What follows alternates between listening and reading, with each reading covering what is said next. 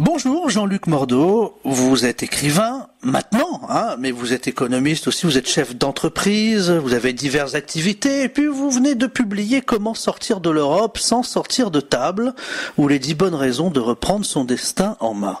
Alors déjà quand j'ai reçu le livre numérique, j'ai été surpris par le titre.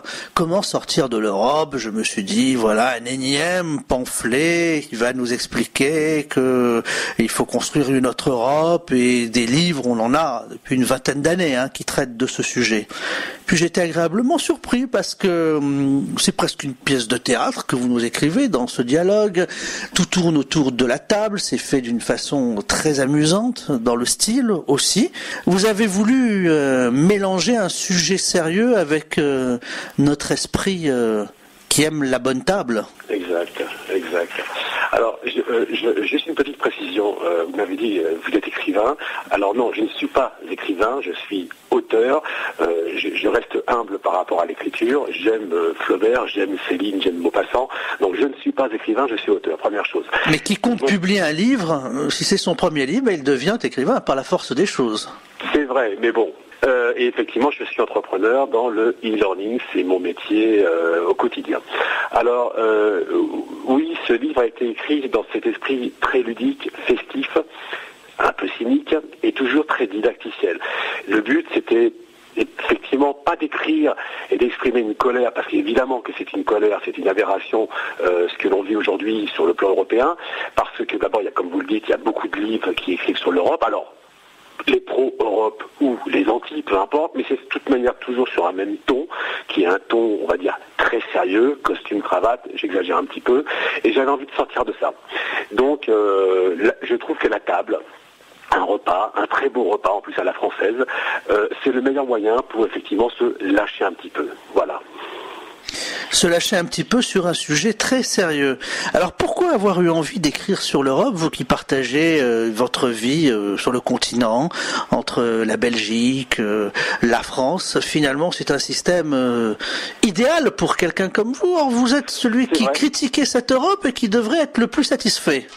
C'est vrai. Alors, ce qui est idéal, qu'on le soit très clair tout de suite, c'est la notion de monnaie. Effectivement, je n'ai pas systématiquement à passer au bureau de change pour changer mes francs belges en francs français et inversement. Bon, j'ai été en 93, même un petit peu avant et beaucoup après, un europhile convaincu. Parce que d'abord, je ne suis pas anti-européen. J'ai rien contre les Allemands, les Belges, les Anglais, les Espagnols, etc. Je pense que personne ne l'est anti-européen au sens que vous le décrivez. Et je trouvais que c'est effectivement l'utopie de départ était belle. Effectivement, on sort de centaines et de centaines d'années de conflits et effectivement créer les États-Unis d'Europe. J'ai trouvé ça beau et j'ai été franchement très europhile et j'ai voté pour quasiment tout le temps.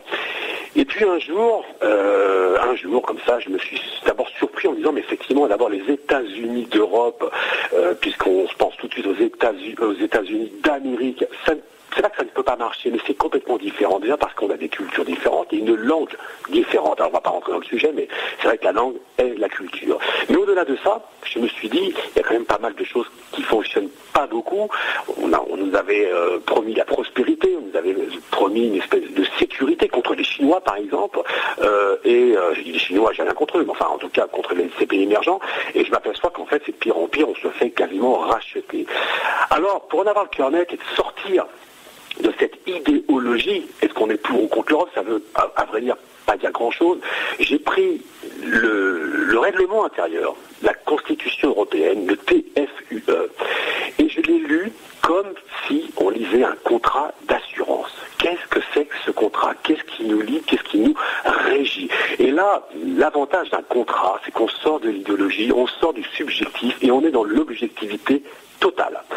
Et il y a des articles qui sont là, écrits noir sur blanc, j'en ai sélectionné 18 qui régissent à peu près les 10 thèmes, les 10 grands thèmes de notre pays, et je me suis aperçu, on est pour, on est contre, c'est encore un autre sujet, mais en tout cas que nos politiciens, de droite comme de gauche, même les extrêmes, de gauche comme de droite d'ailleurs, disent tout le contraire de ce qui est écrit. Voilà, on est lié à un contrat qui est très clair sur des sujets comme par exemple les services publics, les acquis sociaux, l'industrie, c'est très clair. Donc effectivement, quand j'entends des politiciens aujourd'hui faire campagne campagne pour relocaliser les usines, pour l'emploi, etc. J'aimerais bien les voir une fois en face à face, leur dire, monsieur le politicien, vous qui êtes un professionnel de la politique, est-ce que vous pouvez m'expliquer, par exemple, l'article 63 ? Et on va en parler d'une façon factuelle, comme un contrat d'assurance. Et là, eh bien là, il est complètement ce qu'on appelle dans ces écarts, une espèce d'antinomie dans ce qu'il aimerait proposer à ses électeurs et ce qui nous régit au quotidien. Voilà. Le problème de cette Europe, finalement, Jean-Luc Mordeau, cette déception ne vient pas du fait que nos politiciens, depuis des décennies, nous ont menti. Parce qu'en réalité, pour faire cette Europe formidable, il fallait aller vers deux constructions européennes très distinctes, soit rester sur un traité de Rome très amélioré qui facilite les échanges avec des partenariats croissants, comme un escalier qui progresse, et là ça aurait pu fonctionner, soit avoir une véritable Europe fédérale, mais comme vous l'avez dit, on n'a pas la même langue, c'est-à-dire les États-Unis d'Europe, ça ne fonctionne pas. On a essayé de tout faire et son contraire. On n'a pas fait une Europe fédérale, on a tous les inconvénients déjà de l'Europe fédérale sans en avoir les avantages.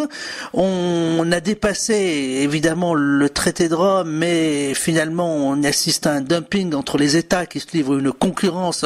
On dit on a peur de la concurrence de la Chine ou du Pakistan ou de l'Inde qui fabriquent des objets à bas coût, mais l'Irlande nous fait une concurrence fiscale aussi de la même manière que les Chinois peuvent le faire. Bref, on n'a que des inconvénients sans avoir trop d'avantages, à part la libre circulation et la monnaie unique. Alors, c'est très juste ce que vous dites, on a beaucoup d'inconvénients. Alors je parle le peuple, c'est-à-dire 99% des gens, beaucoup trop d'inconvénients. On s'aperçoit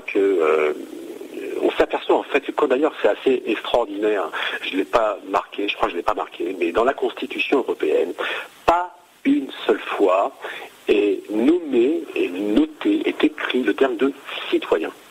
La notion de citoyenneté européenne, on en parle oralement, il n'y a aucun problème, on ne l'écrit pas, ça n'est pas dans la Constitution, on parle de consommateurs. Et tout ce contrat n'est qu'un contrat pour les consommateurs. Donc effectivement, le but du jeu, que cela soit dans l'industrie, dans l'agriculture, dans la santé et les services publics, c'est la notion de productivité. On n'est que là-dessus. Alors, moi je l'entends, je suis un libéral, d'une certaine manière, je suis entrepreneur, je suis un libéral, j'aime entreprendre, ça ne me choque pas. Mais à un moment, on se dit, mais attendez, nous sommes d'abord des citoyens, on n'est pas que des consommateurs. Et la Constitution européenne ne voit que en tant que consommateurs. Donc effectivement, leur but, c'est ce qu'on appelle la productivité, c'est d'acheter, c'est comment dirais-je, d'amener, que ce soit dans l'agriculture, de nous mettre en conflit direct avec des agricultures de Nouvelle-Zélande ou d'Argentine, où effectivement on n'a plus les capacités parce qu'on a ouvert nos frontières. Et ouvrir les frontières, ça peut paraître... alors c'est pour ça, là il y a aussi un autre débat, et je ne vous le cache pas que quand je parle avec mes amis, plus maintenant, mais quand on parle de fermer les frontières, tout de suite je suis taxé de lepéniste, et c'est extraordinaire parce qu'il faut que je passe déjà 20 minutes pour leur expliquer que je ne suis pas lepéniste, et j'ai peut-être même les arguments, je dirais pas uniques, mais pour casser ce parti. D'ailleurs j'en parle j'espère très bien dans ce livre. Fermer les frontières, un État a trois sources de revenus. C'est 1, la dévaluation, 2, les taxes rentrées-sorties concernant les biens et les marchandises, et troisièmement, c'est effectivement baisser le nombre de fonctionnaires. Il n'y en a que 3 axes. Avec l'Europe, on nous a enlevé la dévaluation et on nous a enlevé toutes les taxes. Il nous reste quoi ? Et là, effectivement, c'est très productif. Et oui, effectivement, on peut acheter de la viande de mouton, par exemple, néo-zélandaise, à, 9 € le kilo, on va dire, alors que normalement, elle devrait être à 15. Mais c'est au détriment de quoi ? Au détriment d'un potentiel et futur tiers-monde en France. Alors, je suis un petit peu pessimiste, mais bon, c'est ce que je vois, c'est ce que je ressens. Et c'est surtout ce que je vois. Alors il y a un point dans votre ouvrage qui est essentiel et qui est vraiment d'actualité en ce moment, c'est le menu conclusion. Le rappel des 10 raisons et comment sortir de l'Europe. C'est très compliqué de sortir de l'Europe. Eh bien non, justement, j'ai des débats avec des personnes ce qu'on appelle sur la blogosphère, qui ont mes idées, mais qui partent du principe qu'on ne peut pas sortir de l'Europe. Bon, alors on fait quoi? J'ai pas dit qu'on ne pouvait pas y sortir, j'ai dit que c'était très compliqué. Mais non, c'est pas compliqué justement. C'est-à-dire qu'en fait, il y a un article qui a été pensé, qui a été écrit. Donc si ça a été pensé, écrit, ce n'est pas fou d'en parler.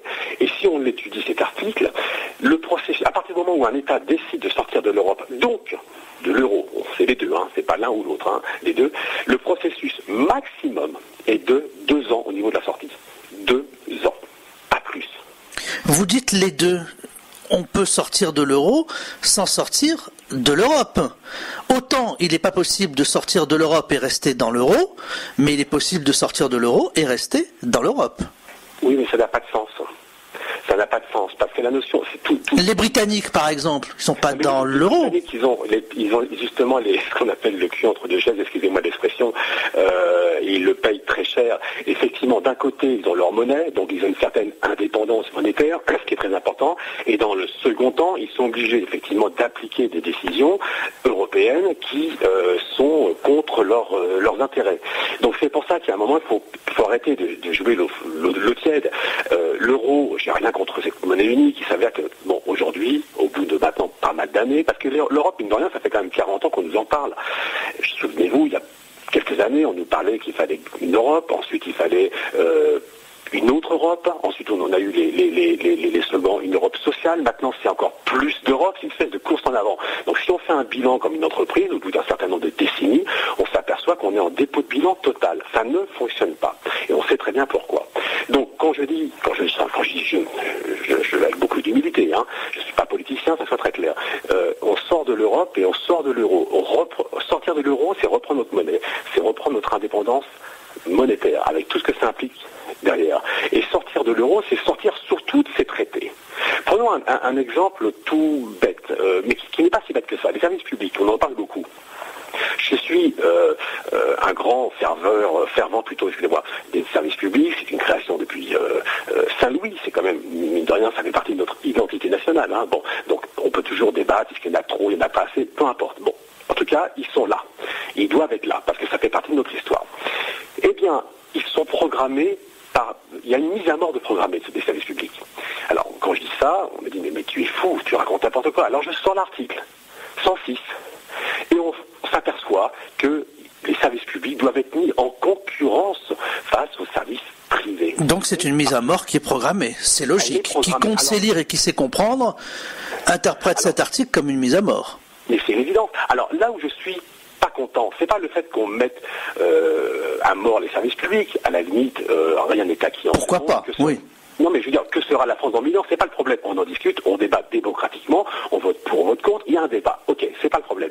Ce qui m'exaspère, c'est que tous nos politiciens de droite comme de gauche et des extrêmes se battent pour les services publics, mais sans vouloir sortir de l'Europe. C'est-à-dire d'une certaine manière, on stigmatise les effets. On voit la Poste aujourd'hui, tout en chérissant les causes. Mais c'est complètement schizophrène. Il y a un moment, il faut arrêter. Ou vous voulez sauver les services publics, donc on abroge l'article 106, mais pour l'abroger, faut-il avoir la majorité, et pour avoir la majorité sur 27 États, on est quand même 1/27e de l'Europe, c'est-à-dire en rien aujourd'hui. Ou alors on sort de l'Europe, parce qu'il n'y a pas que ça, il n'y a pas que les services publics. Les retraites, on peut en parler, c'est très, à la limite, c'est presque drôle, ces histoires de retraite où on les voit manifester de nation à république à Paris, alors que tout est décidé en lieu par l'article 121. C'est écrit. Alors, c'est pour ça qu'il y a une espèce de jeu de... C'est un peu dur, une espèce de jeu de dupe, une espèce de jeu de guignol un peu, comme les petits guignols qu'on avait au but de Chaumont ou ailleurs, où les acteurs, ceux qui sont pas contents, donc les syndicats, savent très bien que de toute manière, c'est pas sur Sarkozy il y a quelques mois ou sur Hollande qu'il faut taper, c'est aux 200 rue de la Loi à Bruxelles, c'est eux, c'est de sombres, excusez-moi du terme sombre, commissaires européens qui n'ont d'ailleurs même pas été élus, qui écrivent ces lois et qui nous obligent à effectivement respecter cet article. Voilà, il est là le problème. Le problème n'est pas est-ce qu'on est pour ou contre les services publics, c'est un débat. C'est un débat. Aux États-Unis, par exemple, ils voient les choses autrement. C'est parfait. Bon. Mais arrêtons de nous dire le contraire. Arrêtons d'avoir des politiciens qui veulent absolument sauver le service public, alors qu'effectivement, il y a une mise à mort programmés et qui dans le même temps ne veulent pas sortir de l'Europe.